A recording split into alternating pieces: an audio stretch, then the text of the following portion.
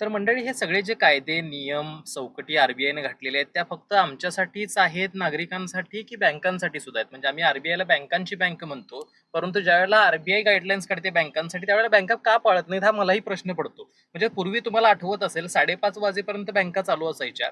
नंतर आर-बी-आयनं काही गाईडलाईन्स काढल्या, सॅटर्डेला सुद्धा बँका चालू असायच्या.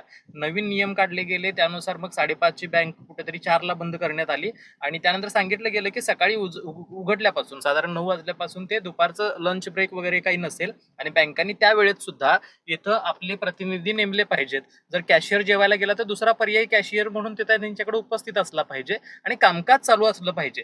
यासाठी सॅटर्डे संडेची सुट्टी या सगळ्या कर्मचाऱ्यांसाठी आरबीआयनं काढली. म्हणजे आरबीआयनं कर्मचाऱ्यांचा सुद्धा विचार केला आणि सगळ्या ग्राहकांचा सुद्धा विचार केला, जेणेकरून कोणालाही त्रास होऊ नये. परंतु जेव्हा आजही आम्ही बँकांमध्ये जातो त्यावेळेला हे दुपारच्या सत्रामध्ये आजही लंच ब्रेक आज लिहिलेलं नसतं. पूर्वी लिहिलेलं असायचं 2 ते 3 बंद, 2 ते 2:30 बंद.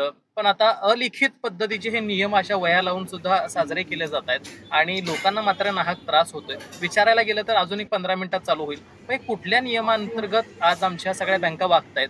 फक्त त्रास हा लोकांनाच झाला पाहिजे का, नागरिकांनाच झाला पाहिजे का, हा प्रश्न पडतोय. मला कर्मचारी म्हणून त्यांनी जेवण्यावरती आक्षेप नाहीये.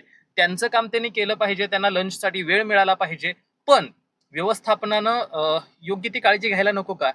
जर गरज असेल तर त्यावेळेला एक्स्ट्रा तिथं पर्यायी कर्मचारी नकोत का? एकाच वेळेला सगळ्यांनी जेवलं पाहिजे असा नियम करावा का? की टप्प्याटप्प्यानं तुम्ही काही करू शकता?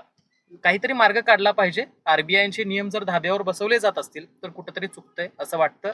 म्हणून निर्भीडपणे बोलतोय. तुम्हाला सुद्धा असे अनुभव आलेत का? आले असतील तर कमेंटमध्ये कळवा. आता कोणतरी म्हणेल की बाबा तुम्ही 5-10 मिनिटं, 15 मिनिटं थांबलात, अर्धा तास थांबलात तर काय बिघडलं? साहजिक आहे, काही बिघडत नाही. कधी-कधी आपण थांबू शकतो. पण कधी-कधी अशी परिस्थिती असते की बाबा एखादी वयस्कर व्यक्ती घरातली आपली गाडीमध्ये वाट बघत असू शकते. बाहेर जाऊन आपल्याला त्यांना कुठेतरी घेऊन जायचं असेल, काहीतरी मेडिकल इमर्जन्सी असतील, अशा असू शकतात. आणि मग अशा वेळेत जर उपलब्धता नसेल तर प्रचंड भयानक आहे. म्हणून बोलावं लागतंय.